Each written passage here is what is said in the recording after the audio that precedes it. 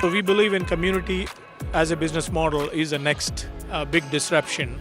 I would strongly encourage every viewer to be part of this Move America. I hope they continue this tradition forever.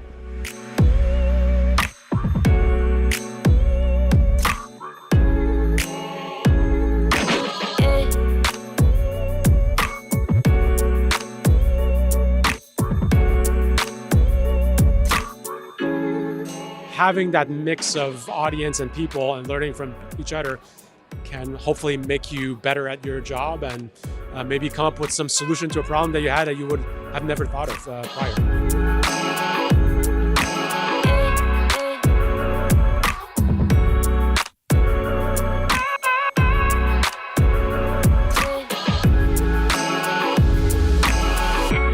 Technology nowadays has just gotten crazy, and so learning of what is happening today and what's coming in the future. We handle payments, so being able to understand the customer journey throughout all of the different mobility types has been really exciting.